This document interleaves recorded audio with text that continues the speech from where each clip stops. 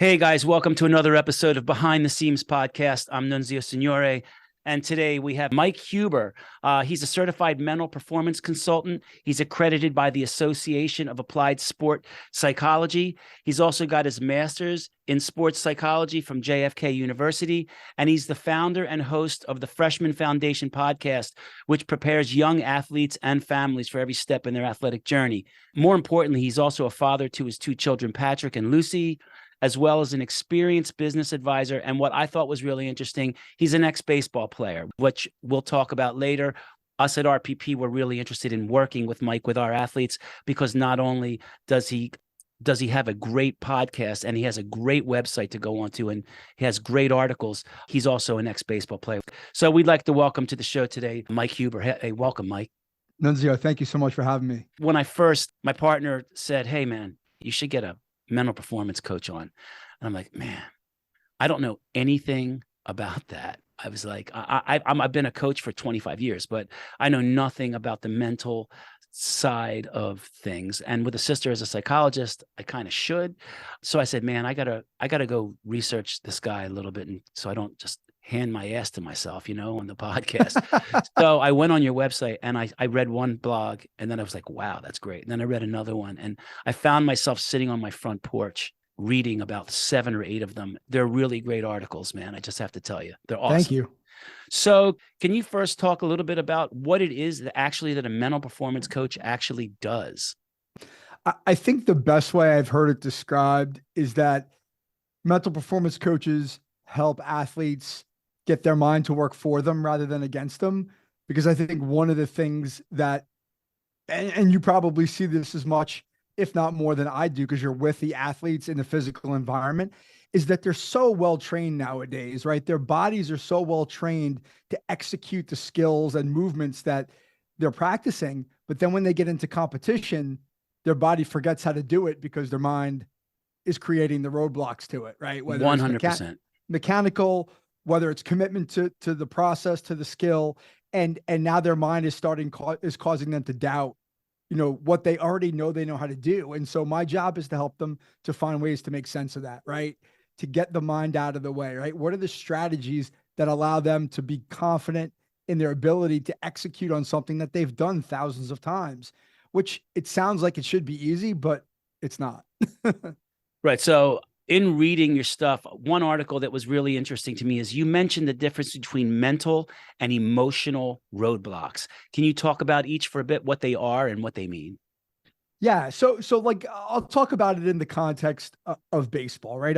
A mental roadblock to me would mean something like doubting my ability to execute my typical mechanics, or I should be doing X, Y, and Z, right? This guy's not throwing very hard. I should be able to hit him and I can't. Why not?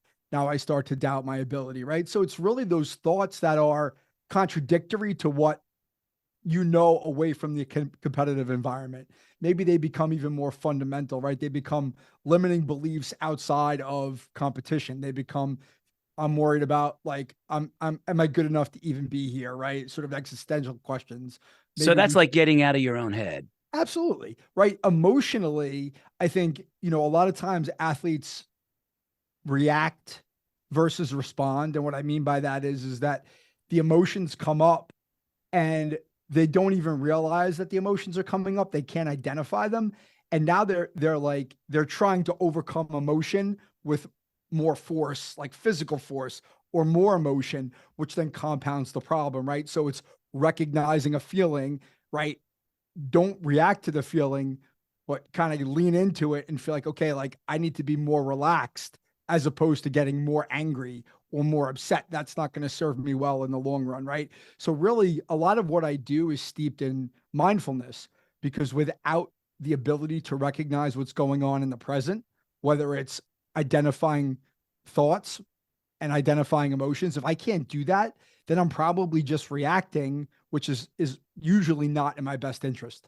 So there are 5 things I saw that you talk about a lot: imagery, realization, goal setting, building routines. Mindfulness was one of them. As far as mindfulness, How do you approach that with an athlete to help them start to try to get out of their own head? Are there relaxation techniques that you do? Is there something like if this happens to a kid on the mound, right?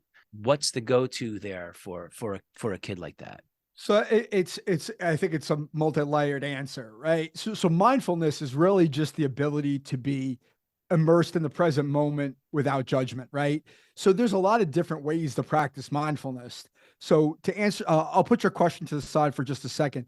So what I usually do with an athlete off the field in introducing them to mindfulness is I usually introduce them to meditation.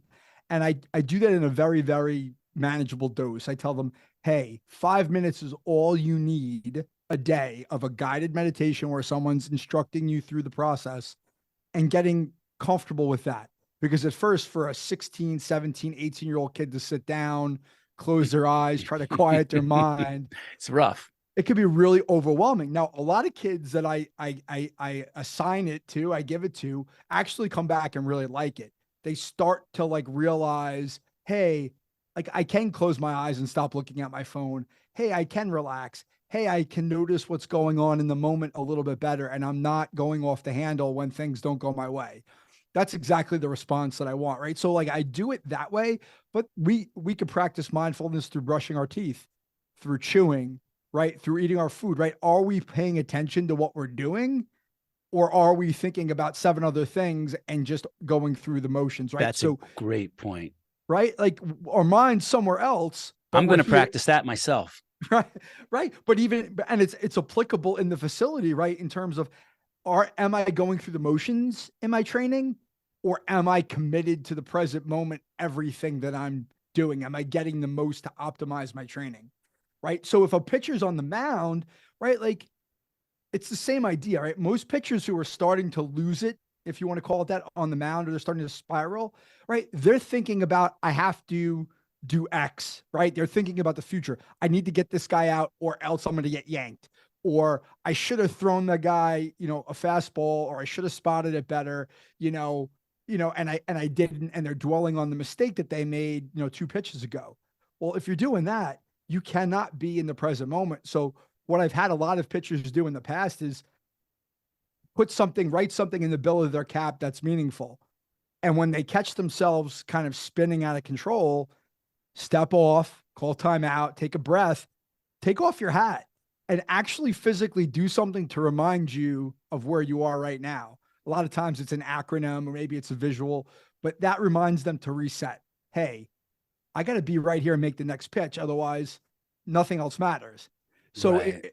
but it takes practice, right? And I think that commitment to the process of getting better mentally is really challenging for anybody, but it's challenging for young people because it's not as tangible. It's not as acceptable. It's a little bit more abstract, and it really sort of challenges their brains.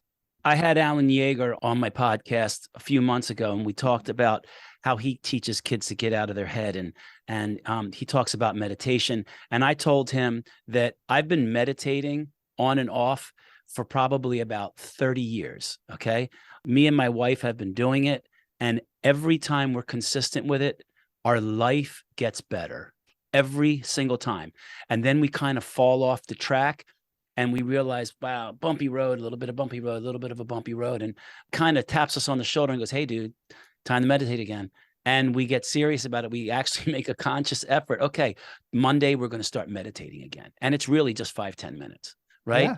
And every time we do it, it literally is like you're resetting your energy path. You're resetting, because thoughts have matter, right? Every time I do it, just seems things start to go right again. I can't really explain it, but it works like crazy. Next question. In reading another one of your articles, you spoke about some of the desirable outcomes you see in your athletes that are working with you. Let's talk about a few. Let's start with confidence. I'll give you these one at a time, and you can just talk about them a little bit and the importance of them. So confidence.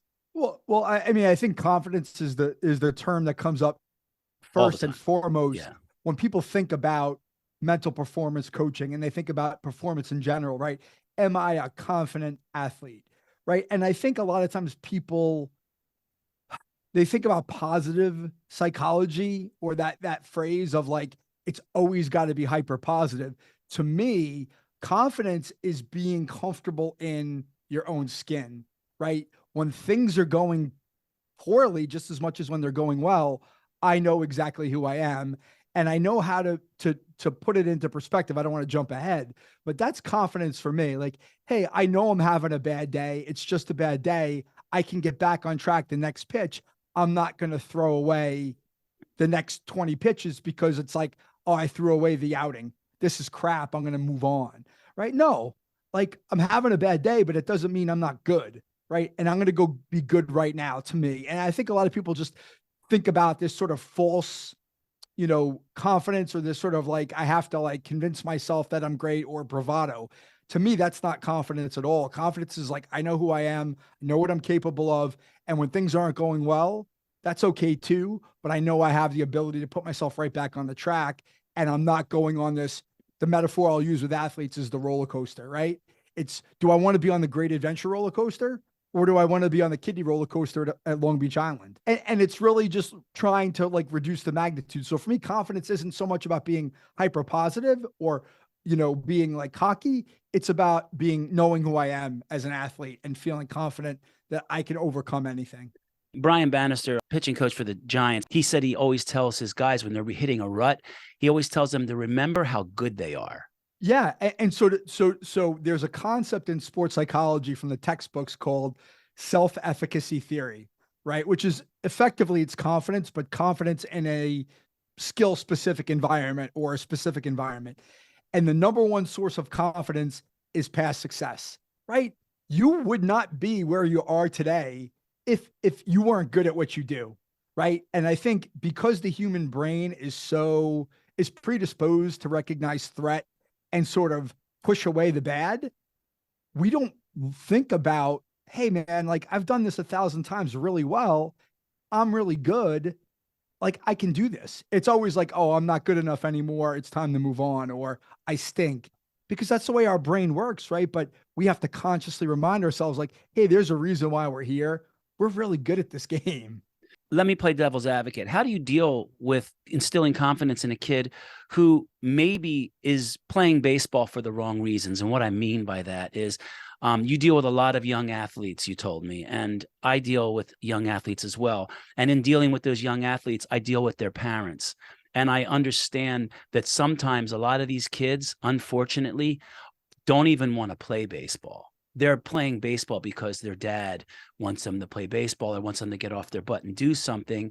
And he's kind of forcing them to play baseball. So now you have a kid who may not be the most athletically inclined kid. How do you instill confidence in a kid who may never, ever possess the athletic ability to do it and is just doing it because his parents are forcing him to? Well, I think that's really common, unfortunately. And I think where I'd start with, like, if I'm speaking from the perspective of working with an athlete in that situation, like I want to start by really understanding that person, right? Because I think part of the value in what I do as a mental performance coach is really being able to empathize with my clients and making them trust me and feel like they're worth more as a person than they are as an athlete. Because I think most times so much of their identity is tied up in athleticism or in their sport that it just leads to this really, really harsh, view of oneself, right? So really making them feel like, hey, they're important and that there's more to them than just being an athlete. But I think in that example, right, for me, it's really getting them to recognize that if they're doing the things that they can control in that sport, they may not love the environment. They may not be great at baseball. They may not even want to be there. But if they could focus on like what they bring to the table, right? I show up every day. I work hard. I'm a good teammate. I have a good attitude, right? I'm building character through this. This is going to help me in other areas in my life. Exactly, right? I want to be a musician. I want to be a teacher. I want to be an engineer, right? Like, hey, well, let's connect the dots, right? If you come in every day and show up to baseball, unfortunately, maybe it feels like a job, but if you do the job well while you're there and you're present in it and you're really invested in it, it's going to help you in other areas of your life down the line. I'm not saying that that's going to create the ideal motivation for someone to really love baseball, but it's going to make it more manageable than the only thing that matters is I go out and get hits for my dad and dads, then this becomes this give and take where it just becomes a miserable experience really for everybody, I see it all the time. Let's talk about present moment awareness. Well, it kind of goes back to what we were Yeah. saying before about Yeah. mindfulness. So to me, it just runs through everything, right? I was talking about it when I was talking about confidence, being aware of what's going on, who you are, being able to know what's happening in the moment. You know, the motivation too, right? Like, hey, I'm here right now and I don't love being here, but like, I just have to be in it, right? I think there's just so much of our minds are in so many other places all the time. We're worried about what other people think. What do my teammates think? What do my coaches think? What does the college coaches sitting in the stands think? Right? What do all these people think of me? Like, no, that doesn't matter. There's nothing you can do about that. You can't control their opinion of you. You can't control the environment you're in a lot of the times. What am I going to do right now? Right. And Awesome. to make the most of the situation. I've heard you speak of psychological safety and psychological flexibility. Even after reading it, I was a little confused. Can you tell us what the differences are and give us an example of each and how you would address them with an athlete? Axel, so psychological safety really is an environmental concept, a condition, meaning it's outside the individual. So psychological safety is really, it refers to the team. It's more relevant to coaches and administrators, meaning are they creating the conditions for athletes to feel comfortable taking risks, right? Because as you know, right, you have to take risks to get the rewards to develop as an athlete. So if I operate in that psychologically safe environment as a young athlete, that means I can go out and make mistakes and not feel like I'm going to be punished for it. Right. Right. Now, the difference is that psychological flexibility is really an individual concept, right? Does the individual have the ability to make sense of the fact that I might be in a psychologically unsafe environment because my coach is a tyrant and my parents are, just heaping all these expectations on me, right? And I can either sort of buckle under the weight of that, or I can make sense of it and say, A, I don't control those people. Yes, they're adults and they should be on my side, but they're not. Maybe they don't know any better. Maybe they have something bad going on, bigger going on in their lives and they're taking it out on me. Now that's hard for a teenager to sort of process. Huge though. Yeah, it's huge, right? Like in life. It's not my fault. Like I'm not doing this, but it's happening and there's nothing I could do about it. Right. So do I have the mental flexibility to be like, hey, that's not on me. Right. And yeah, it doesn't feel great right now, but like I have the tools internally because ultimately, right, you have no say in a lot of times who your coach is, who your parents are, where you're playing, what you're doing. It comes back to the individual, which is why I exist, right? To give them the tools, to help them develop the tools, to manage all that crap that they can't control so that it doesn't overwhelm them and just come crashing down on their head. And I think in a nutshell, what I always tell my daughter, I've said this many times on this podcast, as far as being what considered to have it in society, I always tell her, listen, the most important skill that you can acquire in life is your ability to walk in and read the room and adjust to what has to be done to make this a successful experience. And that requires psychological flexibility, right? Absolutely. I think more than anything in life, more than your grades, more than anything, your ability to walk into a room and being able to analyze the situation and the people in it and be able to, or the field or the game or whatever you're saying, like your coaches, anything, your ability to read the room is number one to me in what makes a person have swagger. Much like strength and conditioning, I found it interesting that you also use external versus internal focus with your athletes. Is there one that you would use more with a younger athlete other than an elite athlete? Do elite players respond more? I know the answer to this as far in the weight room. I want to see what you have to say. Well, first of all, so it's interesting because I have done a little research myself on strength training and this concept. But I'll say in general, like one, focus is really about the demands of the sport, right? If we use baseball, for example, right? There's a time and a place for your focus to be, right? Internal is really planning, right? I'm thinking, I'm strategizing. That might come pitch to pitch, right? In between pitches. But as soon as I step foot in the batter's box or I toe the rubber, my focus needs to be external, right? It needs to be outside of me, because if I'm internal thinking about what I'm supposed to be doing, then I'm going to be my mind's going to be getting in the way again, like we Yeah, talked you're about. in I'm your going to be head. in my head. Right. But to your point about ages, right? Developmentally, the younger athletes by nature going to be more internal because they're learning skills, right? They're going through the process of executing a skill that isn't second nature yet. So there does need to be a more internal element to it when they're younger, because they're learning. But once you become elite, especially in a sport like baseball, if the more internal you are, the worse it's going to be generally, right? You want to be outside of yourself so that you let your body take its cues from the environment and you're not overthinking what's been practiced thousands of times. Right. And so, but every sport has different demands, right? I've worked with soccer players, hockey players, track and field runners, basketball, all different sports, and they all have different demands. So when those, focus demands change is different, right? It's constantly shifting. I think that's interesting because I think it's actually, when you're talking about your mind, I think I can see what you're talking about. When you're talking about proprioception of how your body works, it's the opposite with young kids. Young kids respond better to an external focus because their body awareness is nil. You know what I mean? At this point, a younger kid. So trying to get him to hinge into his back hip, doesn't even know what that feels like. You know what I mean? Sit back onto your heel is a different situation instead of internally rotate your hip. You know what I mean? But for the opposite, when you want to get in your head, that's a very interesting thing. And that's important to know for coaches. You know what I mean? That for coaching, which brings me to my next question about for the coaches listening out there. Please talk a bit about the difference between a demanding versus a domineering coach. Okay. I thought that was a great article that you wrote on demanding versus domineering. Talk about that a bit. Yeah. And so I think it's a very fine line, right? Coaching is a really hard job. I've coached as a parent. I've coached in high school. Being a coach is a hard job. There's a lot of different things that coaches have to do and do well, right? And so it gets stressful.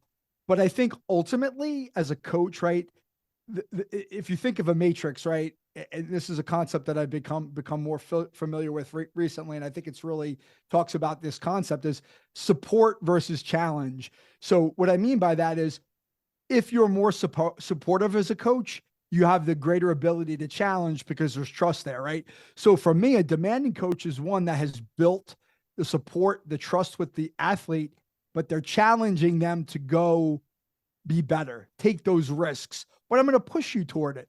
Domineering is you do what I say, right? I'm in control. If you don't do exactly what I say, there's going to be a punishment, right? So it's the difference between pushing an athlete towards a goal and into improvement versus sort of causing them to crawl up into a turtle shell because they're afraid of every little mistake because the coach is going to come down on them. And if you don't do it, it's my way or the highway. I think that's a real, it's my way or the highway coach. It gets harder and harder for that person, I think, to be successful as athletes get older, right? And they form their own opinions and they have their own motivations. They're not being told what to do anymore. If my coach is just a jerk, especially in a world where we're transfer portals, right? Like I can go wherever I want. I don't need to listen to you. Like if you don't have my back, I'm leaving. It wasn't always that way. The system lent itself to now you're here, you can't go anywhere. Like that doesn't exist anymore. My sister teaches emotional intelligence to corporate CEOs. And me as a business owner, I think that also being a demanding or a domineering coach, I think being a demanding employer lets me get the most out of my coaches. Oh yeah. Further up the chain, instead of just like it's my way or the highway. You know what I mean? Letting them know why I want them to do something is huge. Yes. Please talk about the role of emotions in coaching an athlete or sport. You stated in an article that the top tier coaches understand that human emotion is inseparable and often amplified in the sporting context. Please talk about that. Yeah. So first of all, I would say as a coaching as a profession is emotional, right? We're human beings, right? And coaches, most of them get into the profession, as I'm sure you can relate to, because they want to help people. They want to help young people. They want to share their knowledge, and they want to be a part of the process of helping young people to develop. But at the same time, right, the development of the young person and the results that that person's getting has a very, very intimate effect on my personal well-being, right? If my athletes aren't performing and I'm not winning, that threatens my job, right? Or if I'm not getting results in the facility developmentally and they're not seeing the gains that we want, maybe that person's going to pick up and leave and go somewhere else. So it affects my pocketbook. Or I have other things going on in my life. If I'm a college coach or even a high school coach, I'm dealing with administration, I'm dealing with recruiters, I'm dealing with, right, all these different things. And coaches are emotional. They're going to be emotional, right? And so that's going to affect the way they do the job. So for them, I think it's really important to be aware of emotional intelligence, right? Where am I? Can I recognize my emotions? Can I recognize my thoughts? Can I put myself in the athlete's shoes, right? Because that sort of speaks to that sort of, that segment of the article, which is to say, human emotions part of sports because it's important to us. We invest all this time and energy and blood, sweat, and tears into this thing that most of us love so much, and we want to be really good at it. And when it doesn't go our way, it hurts. Yeah. Right. And that emotion, that's where the responding versus the reacting comes in, right? If I'm a coach and I see that my kid is hurting or they're angry or there's something going on in their lives outside of the field, I need to be able to help them navigate that so that they can perform at their best rather than piling on to that.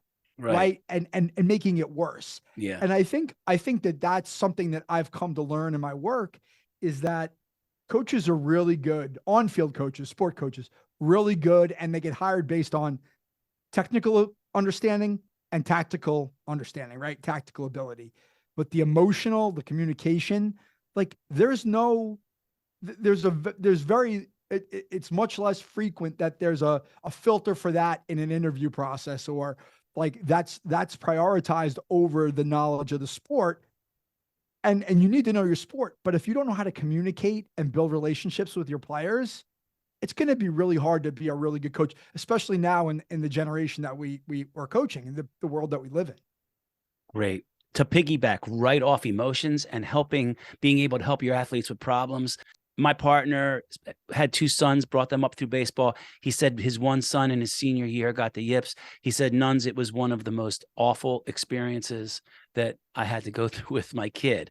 So we all know what the yips are. Can you please tell us what causes them and what are some of the things that cause them? And how can not only athletes, but parents of young athletes help them deal with that issue? And it happens more than most people think. It happens. And why does it happen? What's triggering this? And what are some of the things that trigger this? Yeah. So first of all, let me say the yips is probably one of the least understood, conditions, things in sports psychology. It's really, really hard. Right. And so I've actually probably had 4, 5, 6 kids come to me with what has been deemed the yips in the past few years. And it's really, really challenging. So trying to understand it, I think the thing that I've learned is really there's really 2 causes generally, very, very generally. One is there's some type of injury or trauma to the body that's changed a movement pattern. And now post-injury, the athlete's trying to reclaim that Retention, their pattern. throw. Right. Yeah, exactly. And so the injury is sort of kind of been the cause of that. Then there's like sort of the emotional side of it where there starts to be some level of doubt about the ability to do something. Maybe it starts off very innocuously. I'm having trouble throwing the ball back to the plate. I've had a bunch of catchers, actually. That's been the most common circumstance. Catchers who can't get the ball back to the pitcher. They're lobbing it back. They're bouncing it back. They're throwing it over the pitcher's head. And it starts off like, again, innocuously. And then it starts to escalate. Snowball. Yeah, snowball. So like there was one kid who had been going through it for a long time, a high school kid. And what I found was he had been going through it from an extended period of time. Me coming into the process later in the game was really hard to unwind it. So anecdotally, what I found is that if it seems like something that's starting to form or it's becoming like, hey, this looks like this might be what's happening, jump on it, right? Don't let it sort of create a pathway in the brain that this is the way to do it, right? Right. Address it. I think there's a bunch of different ways to do that, right? And every kid is different. So and I'm sure you can, relate to this. For me, my work, every intervention, every program, all the kids I deal with are different. So with some kids, it might be, I might use imagery to sort of recreate the process in their mind of throwing the ball back to the pitcher, or seeing the result, or visualizing it so that you're practicing it and rehearsing it in your mind. So then you're accelerating the ability to return to what you're doing. Another way might be is through perspective, right? Like let's put it in perspective. I have a kid who was sort of he was just in the early stages of what he considered to be the Yips. Post-grad at a pretty reputable private academy, looking to play Division I college baseball this next year, almost certainly will. And he was sort of picking up on it. And when we started the conversation with the Yips, it was, well, how are you hitting? Well, I'm hitting 360, right? I'm throwing guys out on the bases, right? Like I'm not, there's no Yips when I throw to third. There's no Yips when I throw to second. I got a little bit of an issue throwing to first, and I have a little bit of issue throwing back. It's starting to happen, but I don't want it to escalate. And I'm trying to help him put into perspective, like, you're really good at this. Like this game, 98% of this game, you're really good at. So to put all the emphasis on this one specific element of your game and put all your eggs into that basket is not helping, right? Try to remember, like we were talking about before, try to think about what you do well, right? Now let's get even more specific. What's the consequences of you lobbing the ball back to the catcher? Well, 99 times out of 100, there are no consequences, right? Maybe someone takes a base on me one time out of 100. Okay, not ideal, right? But it's also not going to dictate, most times whether we're going to win or lose a game. So really putting into perspective, like this is just one really small element of your game that can be corrected. And even if it persists, it doesn't mean you shouldn't play baseball or you shouldn't even be on the field, because you're contributing value in so many other ways. This is just one thing that's temporary. And I think that really, it speaks to identity in a way, like, hey, like I think of myself as a baseball player, I have to be perfect. There's so much perfectionism rampant in youth sports. And I think it always comes back to look at what I don't do well and try to fix it versus looking at what do I do really well that's contributing value to the organization. And I need to be on the field, even if I'm not good at this one little thing. And I think that's really important, because when you do that, you give that issue less weight. Exactly. It's really taking up less room in the room inside your head, right? Yeah. I remember that there's endorphins that happen. Your body sometimes doesn't know whether it's feeding off endorphins from something good that happens or something bad. It just knows that you're reacting, and it gets addicted to those endorphins. And that's, I think, a lot of times you'll see a really, really experienced pitcher. He'll give up a home run, and you don't see this glove slamming and the jumping up and down and really getting pissed off. Most of the time they step off the mound and they try to chill out and not let their body feed off the endorphins of anger and frustration, because it'll start to get addicted to those feelings. Absolutely. I have one more question for you, and it's geared for parents, because we deal with parents in this business as well. How can something like mental skills training help parents as well as athletes? You've stated that we should choose our words wisely. There's a time and place for everything, and holding yourself accountable in order to improve communication. Can you talk about those three things? Absolutely. Right. So the way I in that particular article that you're referencing, like as a parent, I have two teenagers, right? I'm a performer. That's my most important job. And if I'm not at my best, I'm not going to be able to be the best parent I could be. Just the same as an athlete, right? So that means I have to be mindful. I have to be able to be relaxed and sort of focused on what's most important in the moment. I don't want to overreact. I want to be able to level with my kids and be equals, in many cases, so that they respect me, right? We build a mutual respect. So parents are sort of in that boat. So when I say choose your words wisely, the two words that come to mind, and I'm sure you see this in baseball and any sport, I should do this, And parents use it all the time. You should have done this. You should do that. Or just throw strikes is my favorite one. Oh, really? Just throw strikes? It's that easy, right? Like parents have a hard time remembering, right, what it was like to be in their young person's shoes and how challenging it could be to perform under pressure. Or even worse, sometimes they've never been in that situation and they're just telling them what they think they should do.